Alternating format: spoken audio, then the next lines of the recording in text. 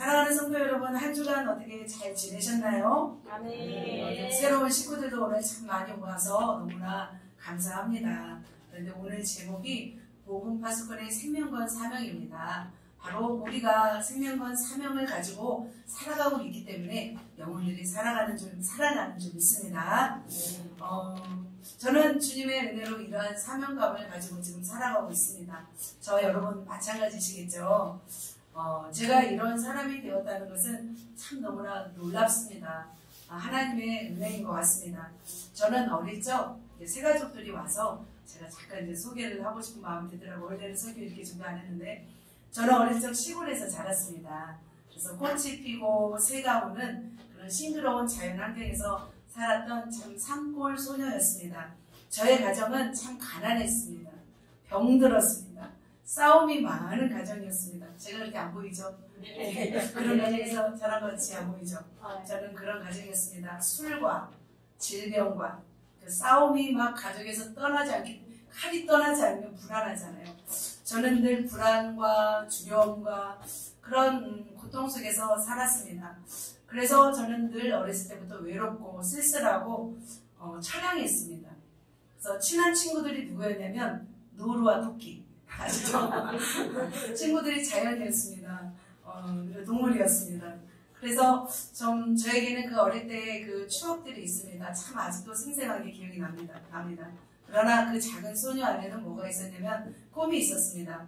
그런데 그 꿈을 이루기에 우리 가정을 살펴보니까 너무나 아닌 거예요. 내 꿈이 과연 이루어질까. 그래서 한탄한 적이 참 있었던 것 같습니다. 그런데 초등학교 4학년 때 어떤 일이 있었냐면 제가 감나무 아래서 참 하나님께 한탄했습니다. 왜 저를 이런 가정에서 이런 불우한 가정에서 태어나게 하셨습니까? 정말 중간만 되는 가정에서만 태어났더라도 나는 이제 뭔가 되었을 텐데 뭔가 이룰 수 있을 텐데 이제 소망이 보이지 않았습니다. 그렇게 청소년 시절까지 저는 이제 우울하고 슬픈 시간들을 보내야 했습니다. 왜냐하면 가정 환경이 너무 좋지 않았기 때문입니다. 도시로 이사 갔습니다. 인천이라는 큰 도시로 고등학교 때 전학을 갔습니다. 그곳에서 뭔가 색다른 일들이 일어나겠지라고 생각을 했지만 전혀 그렇게 일어나지 않았습니다. 그러나 저는 잘 살고 있는 것처럼 그렇게 제가 뭐랄까 행동을 했습니다. 나는 지금 잘 살고 있어. 나는 정말 잘하고 있어 라고 행동을 했습니다. 고3이 되었습니다. 고3이 되었을 때 어떤 이제 일이 있냐면 과연 내게 소망이 있을까? 내가 왜 살아야 될까? 삶의 이유를 찾지 못했습니다. 그래서 저는 고3 때도 자살을 생각했던 것 같아요. 유서를 어떻게 쓸까? 유서도 써본 적이 있었던 것 같습니다. 그렇게 시간이 지나서 이제 25살이 되었을 때 이제 교회는 어렸을 때부터 다니긴 했지만 정말 이제 25살 때 교회를 다니다가 하나님의 은혜를 드디어 받았습니다. 그리고 소망이 생기게 되었습니다. 그때 주님을 만났습니다. 그러면서 사는 것이 의미가 있었고 행복해지기 시작했습니다. 하나님이란 존재가 내 안에 들어오기 시작했습니다. 하나님이란 존재가 내 안에 들어오면서 내가 하나님이 살아계심을 내 안에서 느끼기 시작했습니다. 하나님이 저를 터치하시기 시작했습니다. 그러면서 저를 하나님의 길로 인도하였습니다. 저의 인생은 그때서부터 대반전이 일어났습니다. 이제 저에게는 사는 목적이 생겼습니다. 여전히 가정은 힘들고 가난하고 외롭고 병들고 그런 불우한 가정이었습니다. 그럼에도 불구하고 내 안에 계신 하나님이 이제부터 저를 터치하기 시작하시면서 이제는 살아나기 시작했습니다. 제 안에 꿈이 생기기 시작했습니다. 꿈이 제 안에 심겨지고 하나님에 대한 꿈이 생기기 시작하면서 저는 행복하기 시작했습니다. 날아갈 듯 기뻤습니다. 저의 삶이 완전히 180도 변하게 되었습니다. 상황은 변하지 않았습니다. 제 마음이 변했습니다. 그때가 이제 25살이었습니다. 이제는 나에 대한 가치를 알게 되었습니다. 소망이 있음을 알게 되었습니다. 이제는 세상이 아닌 하나님을 위해서 제가 살아가야겠다는 마음이 들기 시작했습니다. 그래서 다니던 직장을 이제 그만두고 내가 이제는 주님을 위해서 살아가지 하고 제가 신학을 이제 준비하고 이제 가게 되었습니다. 그때 저에게 주신 꿈이 있었습니다. 하나님이 어떤 꿈을 저에게 주셨냐면 이 땅의 수많은 영혼들이 하나님을 만나게 하는 거였어요. 이 땅의 수많은 영혼들에게 하나님의 임재를 경험하게 하는 거였습니다. 그래서 저처럼 고통받는 사람, 삶의 이유를 알지 못하는 사람에게 하나님을 알게 하는 것. 그것이 저의 꿈이었습니다. 그 꿈 때문에 그것은 어떤 개인적인 교회적인 꿈이 아니었어요. 전 세계적인 꿈이었습니다. 그 꿈 때문에 견딜 수 없이 부르짖었고 하나님의 일이 속히 이루어지기를 너무나 간절했습니다. 그래서 매일 기도하면서 울부짖으며 그렇게 교회를 내 집처럼 다녔던 생각이 들었습니다. 근데 그 꿈이 조금 이루어지지 않았어요. 제가 이제 50이 되었는데 그 중간중간 저희 삶은 계속 연단과 고통과 어떤 사역적이었지 정말 원하는 꿈은 이루어지지 않고 있었어요. 그러나 이제는 그 꿈들이 이루어져 가고 있음을 제가 이제는 느끼고 있습니다. 아멘. 소망이 없는 인생에 하나님을 이렇게 만드는 것은 엄청난 일이기 때문에 그 꿈이 우리 안에 또 우리 나라에 또 열방이 이루어지길 너무나 소망합니다. 여러분에게 주신 하나님의 꿈은 무엇입니까? 네. 어차피 우리는 한배를 샀기 때문에 바로 선장의 꿈이 선원의 꿈인 줄 믿습니다. 저의 꿈이 여러분의 꿈인 줄 믿습니다. 억울하십니까? 네. 이제는 먹고 사는 거 세상 일이 아니라 이제는 하나님의 나라를 위해서 우리 꿈꾸며 살아갑시다. 이제 꿈이 없는 사람은 지루합니다. 그러나 꿈이 있는 사람은 지루하지 않습니다. 꿈이 있는 청년은 힘이 있습니다. 꿈이 없는 청년은 좀 나이 든 사람처럼 이렇게 살아가는 것 같습니다. 우리는 꿈을 꾸어야 합니다. 그렇다면 무슨 꿈을 꾸어야 할까요? 하나님 나라의 비전의 꿈인 줄 믿습니다. 하나님 나라의 비전 성취를 위해서 저와 여러분을 부르시고 있습니다. 하나님 나라의 비전 성취를 위한 주인공이 되기를 주님이 원하십니다. 바로 하나님의 나라의 비전은 뭐냐면 하나님의 뜻이 이 땅 가운데 이루어지는 것입니다. 이 땅이 하나님의 나라가 되는 것입니다. 하나님의 나라가 확장되는 것입니다. 그것이 저와 여러분이 가져야 할 꿈인 줄 믿습니다. 하나님은 지금 우리를 통하여 저와 여러분을 통하여 이 꿈을 이루시기를 원하십니다. 믿습니까? 아멘. 자, 지난주는 우리의 삶 속에서 하나님의 나라를 이루는 방법에 대해서 말씀드렸습니다. 국민과 주권에 대해서 말씀드렸습니다. 이번 주는 지난주에 이어서 영토, 어떻게 하면 영토를 확장하실 것인가 그것을 좀 더 나누도록 하겠습니다. 그렇다면 그 하나님 나라를 확장함에 있어서 우리는 어떤 자세로 나아가야 하는지를 오늘 두 가지만 말씀드리도록 하겠습니다. 우리 집중하시고 또 말씀으로 들어가도록 하겠습니다. 자, 첫 번째로 그렇다면 어떤 사람이 되어야 될까요? 첫 번째로는 복음 정복자입니다. 우리는 복음의 정복자가 되어야 합니다. 말씀 읽습니다. 시작. 하나님이 그들에게 복을 주시며 하나님이 그들에게 이르시되 생육하고 번성하여 땅에 충만하라. 땅을 정복하라. 바다의 물고기와 하늘의 새와 땅에 움직이는 모든 생물을 다스리라 하십니다. 아멘. 주님이 어떻게 말씀하셨어요? 생육하고 번성하여 땅에 충만하라. 그리고 땅을 뭐라고 하셨어요? 정복하라. 여러분 정복하고 계십니까? 아멘. 우리는 정복하고 있습니다. 자, 생육, 번성, 충만, 정복입니다. 자, 그것은 하나님이 태초에 인간을 창조하시고 인간에게 특별한 사명을 주었습니다. 그것은 해도 되고 안 해도 되고가 아닙니다. 우리에게 주어진 임무라는 것입니다. 하나님이 천지를 창조하시고 인간을 창조하심에 굉장히 보시기에 좋았더라 이렇게 말씀하셨습니다. 인간에게는 그리고 나서 사명을 주었습니다. 바로 무슨 사명이냐면 생육하고 번성하고 땅에 충만한 것이 바로 우리의 인생의 사명입니다. 그렇다면 이 복음을 증거하기 위해서 정복하기 위해서는 우리는 어떤 자세가 있어야 돼요? 정복자의 자세는 바로 침노하는 자세입니다. 침노는 뭐예요? 쳐들어가는 자세입니다. 자, 천국은 하나님의 땅이에요. 그러나 이 지상의 나라는 하나님이 통치하시고 계시지만 지금 누가 많이 장악했어요? 어둠의 세력들이 장악했어요. 그래서 우리는 잃어버린 이 땅을 다시 되찾아야 될 줄 믿습니다.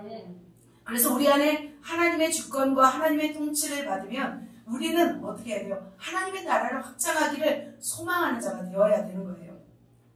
우리는 그러면 어디를 향하여 이 정복자의 자세로 나아가야 될까요? 우리는 바로 우리의 삶의 자리입니다. 우리의 가정입니다. 우리의 이웃입니다. 그것이 바로 우리의 정복자가 나아갈 곳인 줄 믿습니다. 그리고 하나님이 보내시는 곳인 줄 믿습니다.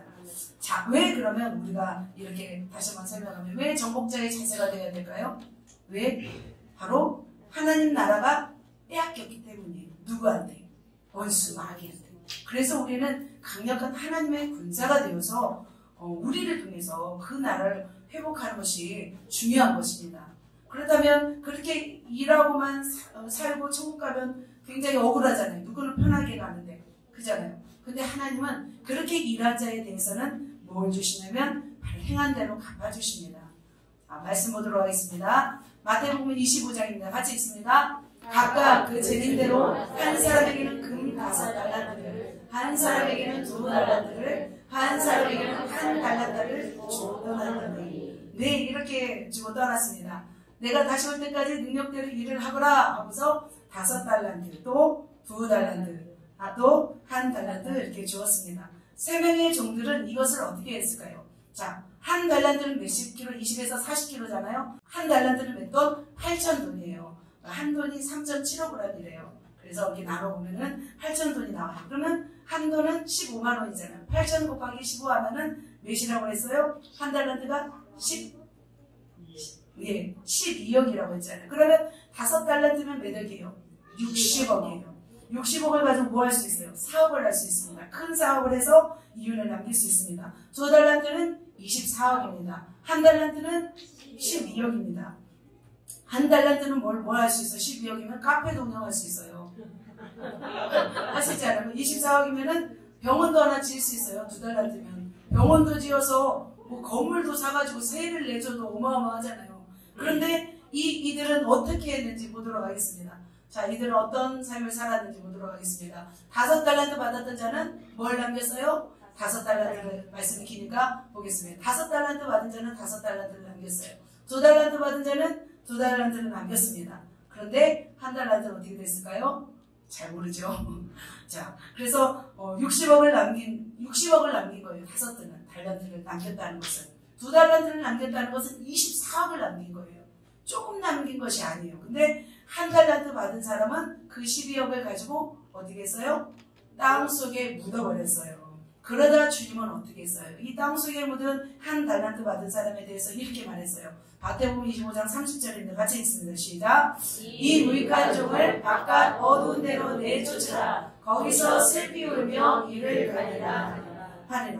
하나님은 1달란트를 숨긴 자에게는 내어쫓아서 이를 가게 했어요. 바로 지옥으로 가겠다는 거죠. 그렇다면 우리는 이것을 보면서 무엇을 깨달아야 할까요? 주님은 우리에게 이걸 원하세요. 우리에게 주신 달란트를 최선을 다해 사용하여서 이익을 남기기를 원하십니다. 우리에게 주신 은사와 능력을, 복음을, 성령을, 말씀을 가지고 계속하여 불일 듯 일으켜서 이걸 가지고 영혼들을 살리고 하나님의 나라를 확장하기를 원하십니다. 그러나 그것을 가지고 땅에 묻어버린 자는 어떻게 돼요? 기뻐하지 않을 뿐만 아니라 내어 쫓김을 당하고 거기서 이르갈미 있으리라 말씀하였습니다. 무섭고 두렵죠. 하나님 말씀은 이렇습니다. 또 하나의 비유가 있습니다. 또 하나의 비유는 바로 씨 뿌리는 비유입니다. 천국은 씨 뿌리는 비유라고 말씀하였습니다. 씨 뿌리는 비유, 길가밭, 돌짝밭, 가시밭, 좋은 밭이 있습니다. 돌짝밭이나 가시밭, 길가밭에서는 뭘 맺을 수 없어요? 열매를 맺을 수 없습니다. 그런데 좋은 밭에서는 뭘 맺을 수 있어요? 열매를 맺어요. 몇 배를 맺어요? 30배, 60배, 100배를 맺어요. 여러분 30배를 맺고 싶습니까? 100배를 맺고 싶습니까? 100배. 네, 30배와 100배는 굉장히 차이가 납니다. 30만 원과 100만 원. 조금 차이밖에 안 나 보이나요? 자, 3천만 원과 1억. 3억과 10억. 그 다음에 뭐요? 30억과 100억 차이. 이거 어마어마한 차이인 거예요. 그래서 언제까지나 우리가 돌짝밭에 머물러 있겠습니까? 맨날 돌만 캐다가 열매를 못 맺고 맨날 가시한테 찔리면서 세상 근심에 살아가시겠습니까? 이제는 우리의 목표는 좋은 밭이에요. 좋은 밭도 30배가 아니에요. 몇 배예요? 100배인 거예요. 100배. 그렇다면 이 100배가 되려면 어떻게 해야 될까요? 우리는 깨닫고 적용하는 것이 다른 거예요. 100배의 결실을 맺는 사람은 어떤 사람일까요? 바로 무슨 차이냐면 그릇의 차이. 100배는 그릇이에요. 그릇이 커야 많은 것을 담을 수 있습니다. 그릇도 크고 정복자의 자세가 된다면 우리는 더 많은 열매를 맺을 수 있는 것입니다. 그래서 우리가 무슨 일을 하든지 믿음을 가지고 비전을 가지고 달려가는 사람은 뭐든지 할 수 있는 거예요.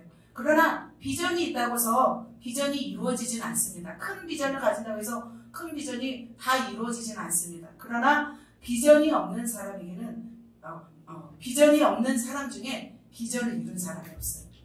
모든 큰 비전을 이룬 사람들은 다 비전을 가지고 있었다는 거예요.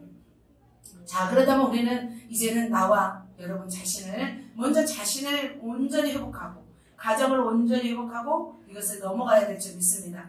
가정을 넘어 지역을 넘어 이제는 민족을 넘어 열방에까지 나가야 될 줄 믿습니다.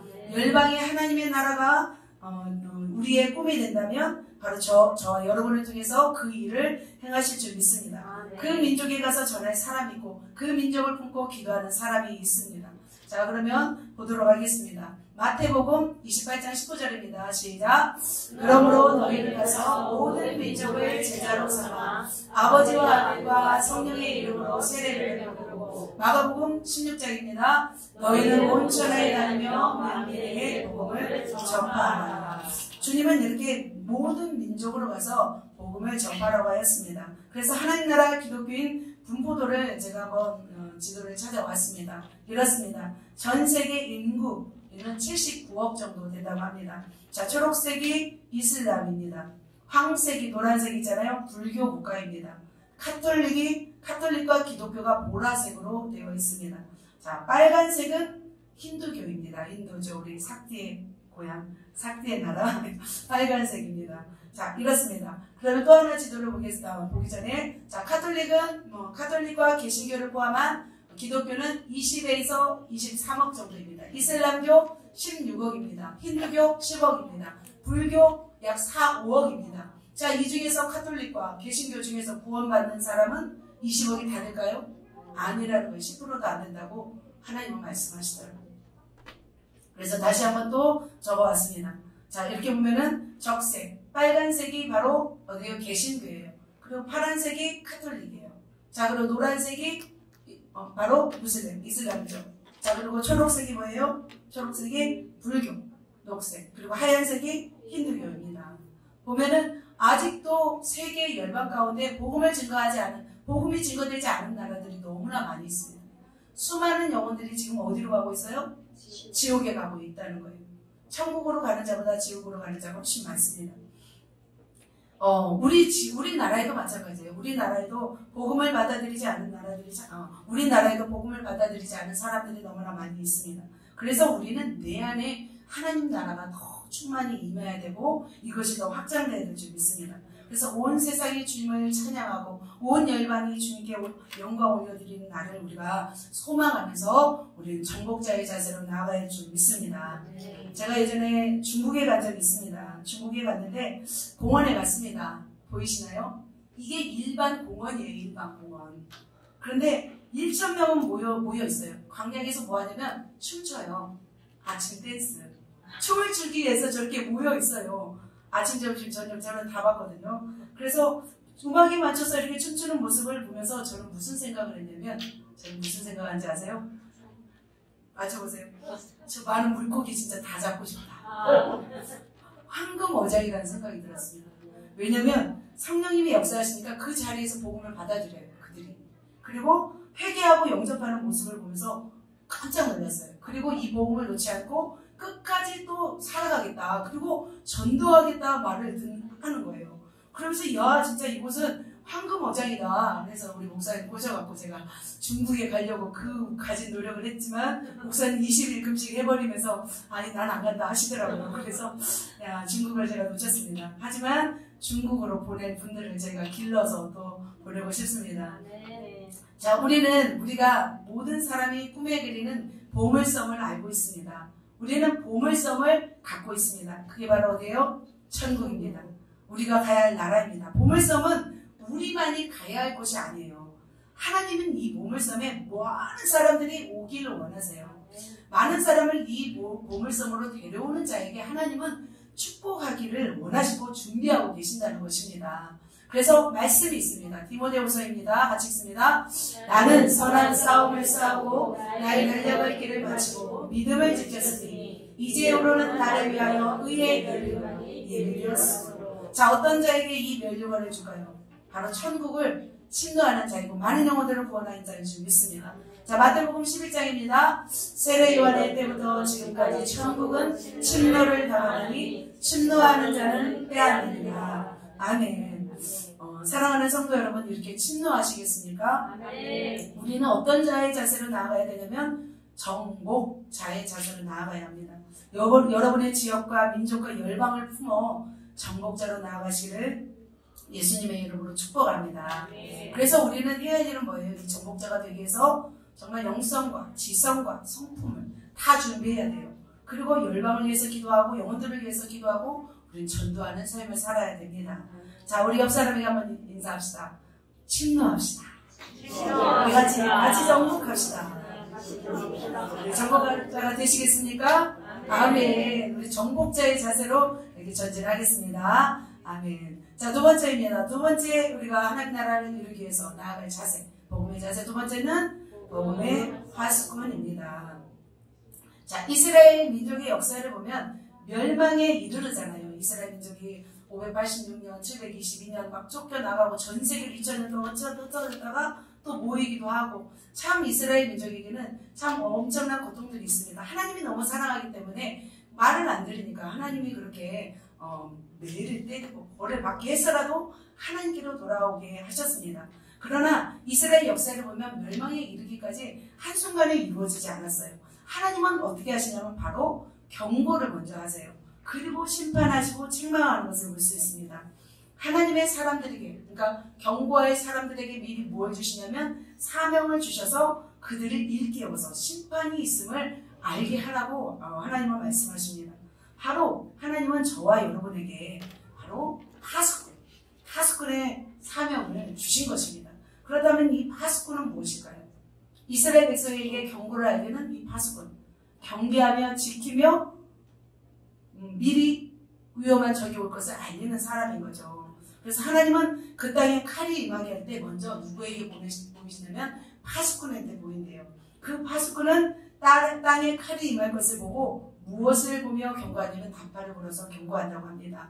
자, 같이 에스겔서 33장 3절입니다. 시작. 그 땅에 칼의 임함을 보고 나팔을 불어 백성에게 경고하네. 자, 이렇게 경고하는 거예요.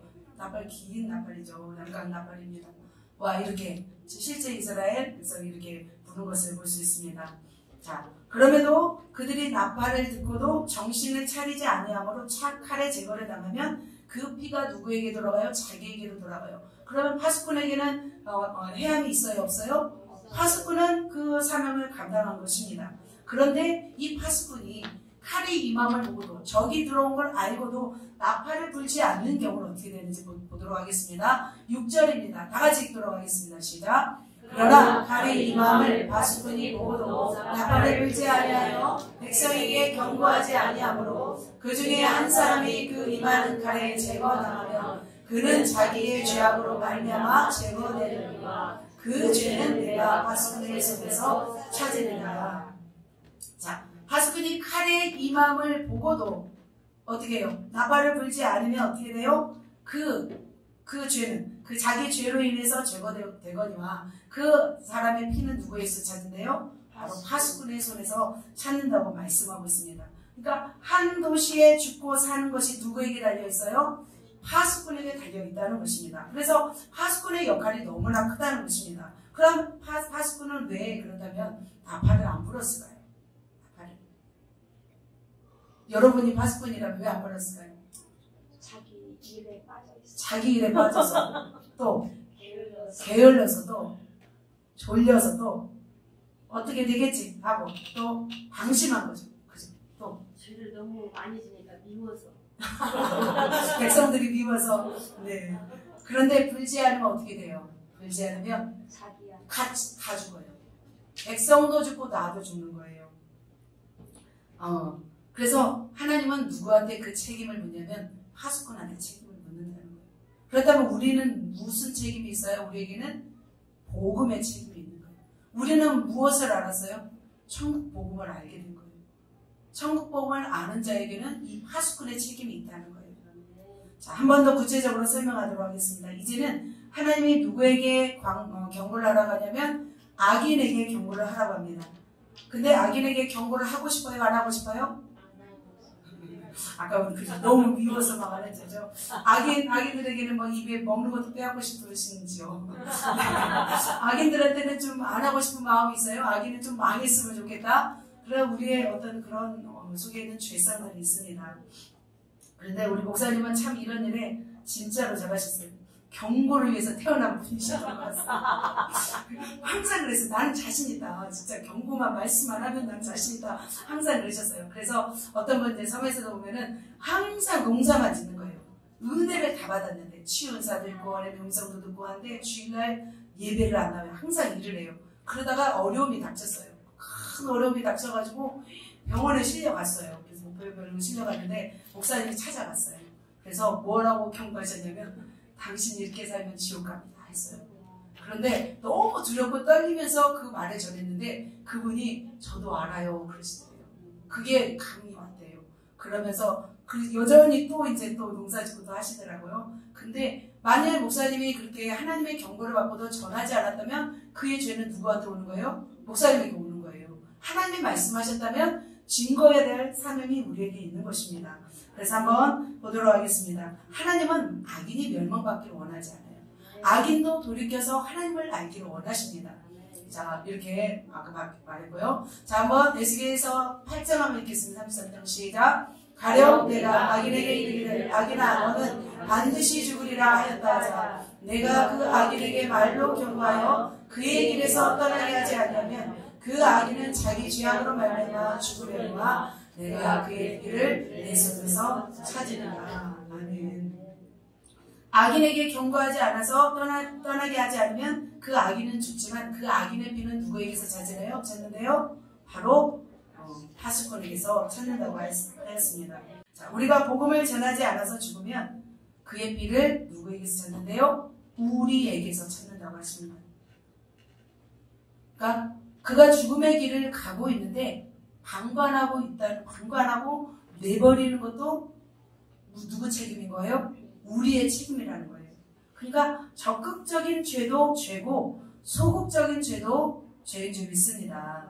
그렇다면 우리는 어떻게 해야 될까요? 어떻게 해야 돼요? 바로 이렇게 해야 됩니다. 같이 읽습니다. 시작. 그러나 너는 악인에게 경고하여 돌이켜 그의 길에서 떠나라고 하되 그가 돌이켜 그의 길에서 떠나지 않으면 그는 자기 죄악으로 말미암아 죽으려니와 너는 내 생명을 보전하리라. 아멘. 그렇습니다. 바로 하나님이 경고하라고 하면 경고하는 것입니다. 복음을 전하라고 하면 전하는 것입니다. 그래서 영혼들을 살려내야 할 우리가 책임이 우리에게 있는 것입니다. 그러니까 하나님의 말씀을 대언하는 선지자의 사명이 이처럼 두렵고 떨림이 있습니다. 므낫세의 죄악이 극에 달했을 때 사역했던 선지자가 누구였냐면 이사야 선지자였습니다. 가만히 목숨을 부지하기 위해서 가만히 있지 않았습니다. 그는 므낫세의 죄를 책망하였습니다. 결국 토백혀서 죽임을 당하였습니다. 그러나 이사야는 자신의 영원한 생명을 보전한 것입니다.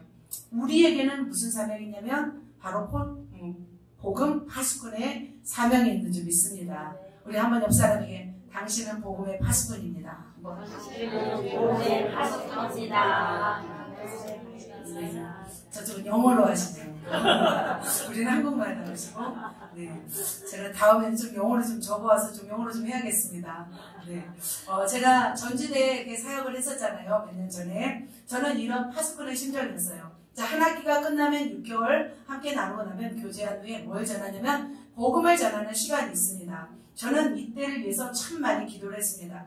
얼마나 긴장하고 그 시간에 참석했는지 모릅니다. 학생들이 이 복음을 마지막으로 들을 수 있겠다는 생각이 들었습니다. 마지막으로 듣는다 생각하고 저는 복음을 들었습니다. 전했습니다. 만약 제가 이 복음을 전하는 것이 더 이상 기회가 없으면 어떡하나?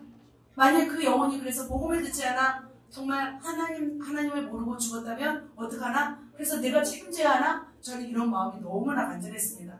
그래서 얼마나 애타며 복음을 전했는지 모릅니다.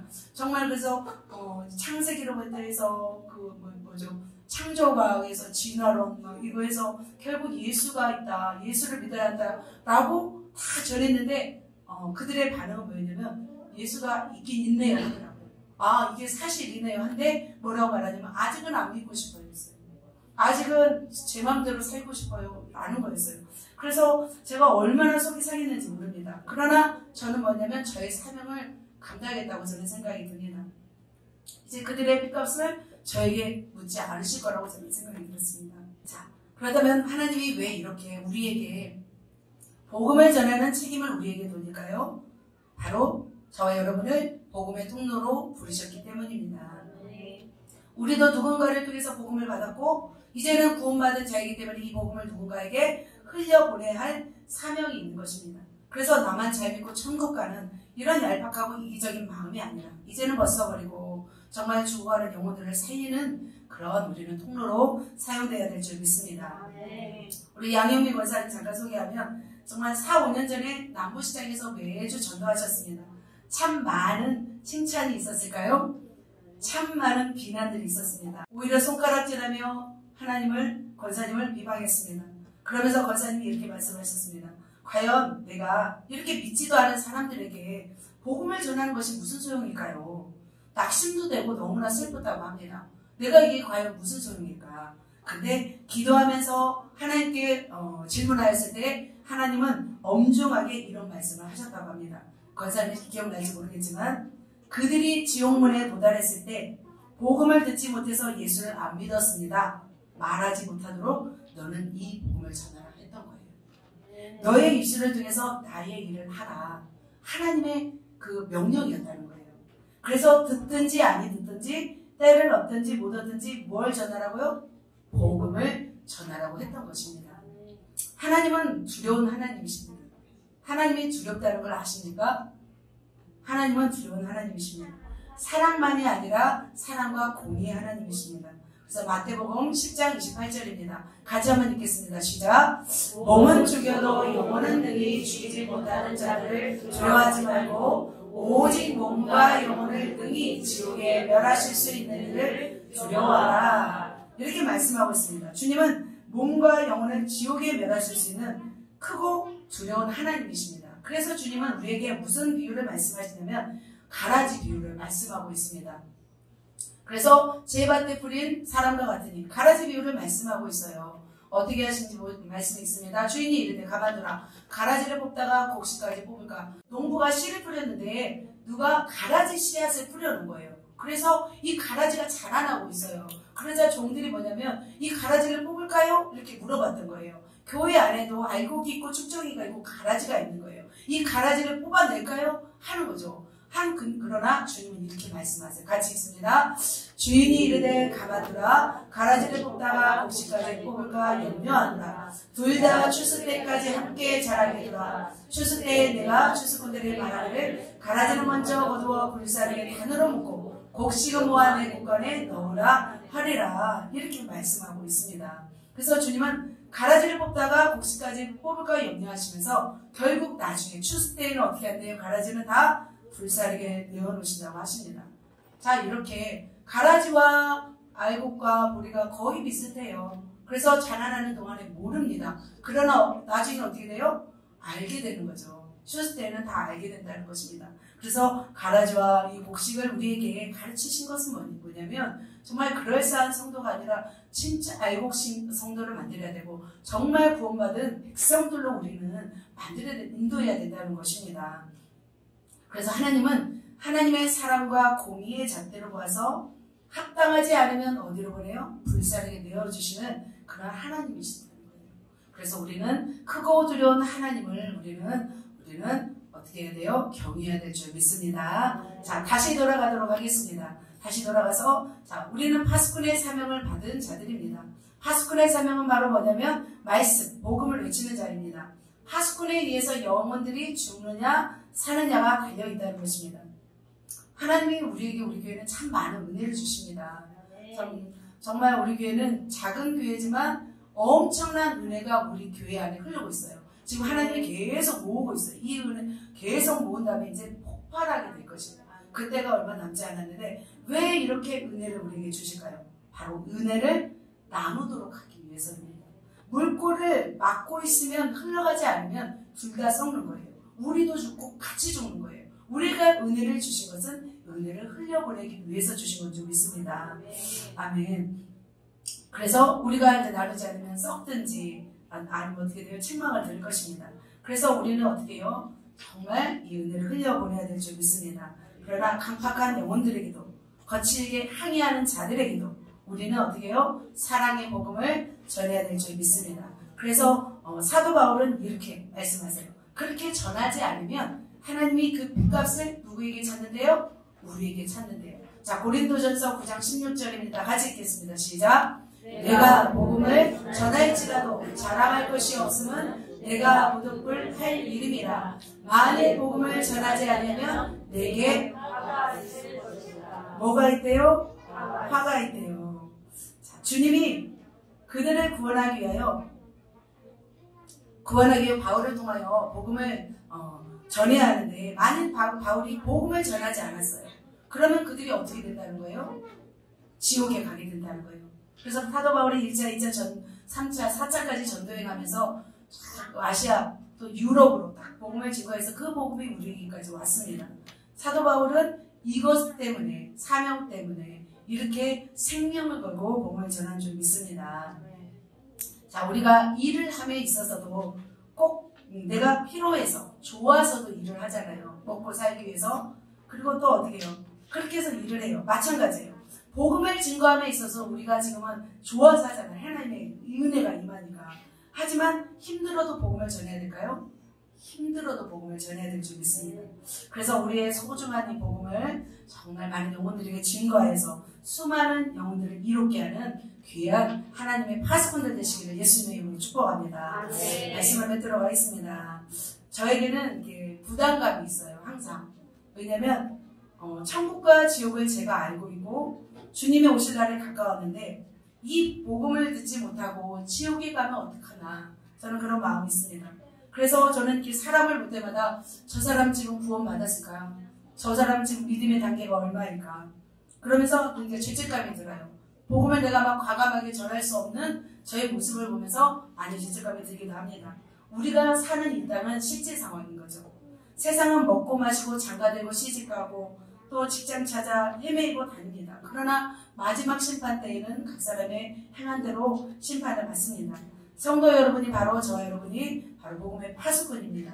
내가 복음을 전하지 않아서 구원받지 못하고 지옥 간다면 그 영혼은 지옥 가지만 또 그 핏값은 누구에게 찾아요? 바로 우리에게 찾는 것입니다. 사랑하는 성도 여러분, 우리가 많은 일로 바쁩니다. 우리 또 나갈 일들이 너무 많이 있습니다. 그러나 우리는 어떻게 해야 될까요? 복음을 위해서 달려가야 될 줄 믿습니다. 그렇게 복음을 위해서 달려가면 하늘의 별과 같이 빛나는 인생으로 하나님은 갚아주실 줄 믿습니다. 전도하는 것이 어리석은 것이 아닙니다. 할 일이 없어서 심심해서 길거리에 나가서 전도하는 것이 아닙니다. 바로 뭐예요? 하나님의 사명을 감당하기 위해서 우리는 전하는 것입니다.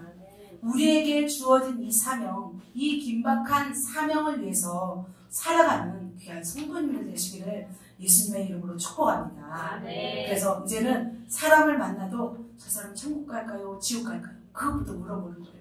알았죠? 저 사람이 지금 잘 사나 못 사나 그게 아니라 뚱뚱한가 날씬한가 그게 아니라 그렇게 보는 거예요. 그래서 많은 사람을 천국으로 인도하는 그런 하나님의 파수꾼들 되시기를 예수님의 이름으로 축복합니다. 하나님이 오늘 이 말씀을 주셨어요. 이것은 제가 준비해서 설교하는 것이 아니라 하나님이 우리 교회에 지금 제자들에게 지금 또 유튜브를 통해서 방송을 듣는 사람들에게 이 긴박한 예수님이 오실 날이 얼마 남지 않았기 때문에 지금 긴박하게 이 말씀을 하라고 하신 거예요. 그렇다면 우리는 어떻게 해야 될까요? 이것을 그냥 한 주, 이번 주 설교였구나 라고 생각하는 것이 아니라 이것을 정말 내 심령에 정말 새겨서 정말 이렇게 내가 전하지 않으면 내게 화가 미칠 것이다 라고 생각하시면서 또한 한 주간, 또 한 주간이 아니죠. 계속 살아가시기를 예수님의 이름으로 축복합니다. 우리 가슴에 손 얹고 우리 고백합시다. 파수꾼의 사명을 감당하겠습니다.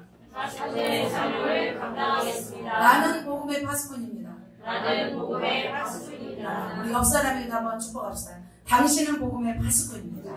당신은 복음의 파수꾼입니다.